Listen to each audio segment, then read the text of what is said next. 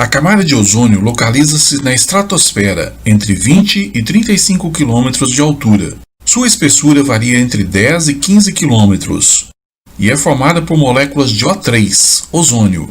Ela é extremamente importante para a manutenção da vida em nosso planeta, pois absorve boa parte dos raios ultravioleta emitidos pelo Sol, impedindo-os de chegarem à Terra.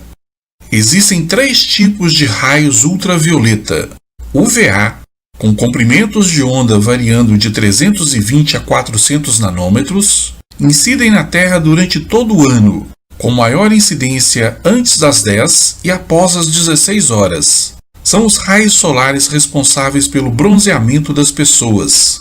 Exposições prolongadas a estes raios causam danos à saúde. UVB, com comprimentos de onda variando de 280 a 320 nanômetros, possuem maior incidência durante o verão, entre as 10 da manhã e as 16 horas. A camada de ozônio consegue barrar 99% desses raios. Exposições prolongadas a estes raios causam danos à saúde.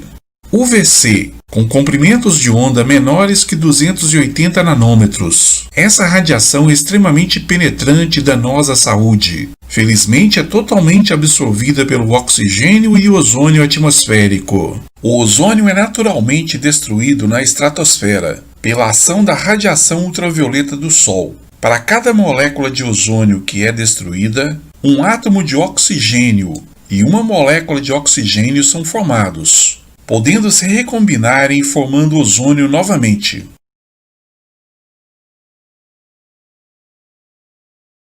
Quando um raio UVB atinge uma molécula de ozônio, ela absorve a sua energia, mas acaba se desestruturando e quebrando-se em um átomo de oxigênio e uma molécula de oxigênio. Mas logo em seguida, o átomo de oxigênio liga-se à molécula de oxigênio, formando uma nova molécula de ozônio. Veja como ocorre o processo natural da quebra do ozônio. O raio ultravioleta atinge a molécula de ozônio. A molécula de ozônio absorve a energia do raio ultravioleta e se parte em um átomo de oxigênio e uma molécula de oxigênio. Esses novos produtos ficam separados por pouco tempo, logo começam a se atraírem. Vamos analisar de outra forma. Observe, o raio UVB incide na molécula de ozônio, que absorve a energia desse raio que iria em direção à Terra. É nesse exato momento que está acontecendo o bloqueio dos raios UVB. A molécula de ozônio se parte em um átomo de oxigênio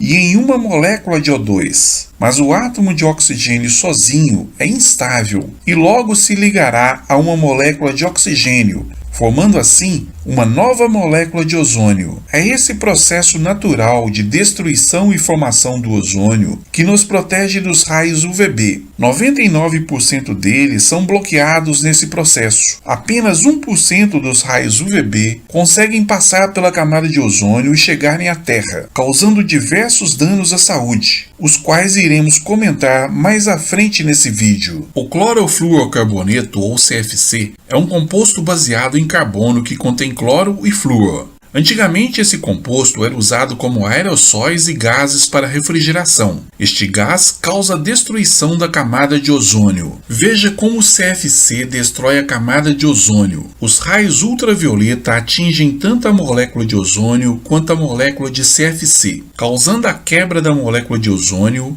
e o rompimento de um átomo de cloro da molécula de CFC. Os átomos de cloro e de CFC são instáveis e tendem a estabelecer ligação química com outros átomos e moléculas. Quando o átomo de cloro chega próximo à molécula de ozônio, ele tende a estabelecer uma ligação química com um dos oxigênios do átomo de ozônio, formando uma molécula de óxido de cloro e uma molécula de oxigênio, destruindo assim a molécula de ozônio. Mas o átomo de oxigênio, proveniente da outra molécula de ozônio que foi quebrada pela ação do raio ultravioleta, tende a se ligar ao átomo de oxigênio da molécula de óxido de cloro, formando assim uma molécula de gás oxigênio e liberando um átomo de cloro, que irá se ligar a outra molécula de ozônio, causando a destruição da mesma. Esse processo passa a ocorrer em cadeia, e é ele que está provocando a destruição da camada de ozônio. O Protocolo de Montreal é um acordo que visa reduzir a fabricação de produtos capazes de agredirem a camada de ozônio. Esse protocolo foi firmado por mais de 150 países em 16 de setembro de 1987, junto às Nações Unidas. Foi o acordo internacional que melhor funcionou até hoje, talvez porque a pele de todos estava em risco. O Brasil aderiu ao Protocolo de Montreal em 1990, mas só em 2001 é que começou a reduzir a produção dos produtos com CFC.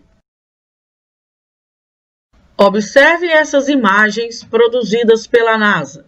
Em 1980, o buraco da camada de ozônio na Antártica era bem menor do que em 2015. E mesmo os países tendo diminuído a produção de produtos com CFC devido à adesão ao Protocolo de Montreal, a camada de ozônio continua sendo destruída. Isso vem acontecendo porque essas moléculas são muito estáveis na atmosfera e chegam a durar entre 80 e 100 anos. E segundo estudos, a camada de ozônio só vai voltar a ser como era em 1980 por volta dos anos 2050 a 2060. Os raios ultravioleta e seus efeitos. A radiação UVA é mais intensa antes das 10 horas e depois das 16. Já a radiação UVB predomina entre as 10 e as 16. A radiação UVA está presente durante todo o ano, atingindo a pele humana quase da mesma forma, tanto no inverno como no verão. Esses raios penetram profundamente na pele e são eles os responsáveis pelo envelhecimento das células da epiderme. Essa radiação também tem uma participação em alergias e predispõe a pele ao surgimento do câncer, além de suprimir o sistema imunológico. A radiação UVB é mais intensa durante o verão devido às elevadas temperaturas. 99% dessa radiação é absorvida pela camada de ozônio e o restante dos raios que conseguem ultrapassar essa barreira são nocivos ao organismo humano. Essa radiação que penetra superficialmente a pele é a responsável pelas queimaduras de sol, além de provocar danos à visão. Já a radiação UVC, que é altamente penetrante no organismo e danosa à saúde, traria sérios problemas aos seres humanos se ela atingisse a superfície terrestre. Isso normalmente não acontece porque a UVC é totalmente absorvida pelo oxigênio e o ozônio da atmosfera, não atingindo os seres vivos na superfície do planeta. Porém, na Antártica, onde formou-se o buraco na camada de ozônio, devido às emissões de CFCs, uma parte desses raios tem atingido o ambiente, causando uma diminuição na população do krill. O krill, que constitui um conjunto de espécies de animais invertebrados semelhantes ao camarão, é alimento de baleias e outros animais. São a base da cadeia alimentar na região, e a diminuição dessas espécies pode provocar sérios desequilíbrios ambientais. Por esse motivo, é muito importante proteger a camada de ozônio para evitar que esses raios cheguem à superfície da Terra, como vem acontecendo na Antártica. Como prevenir contra os efeitos dos raios ultravioleta? Evite exposição excessiva ao sol. Evite se expor ao sol entre as 10 da manhã e 4 da tarde.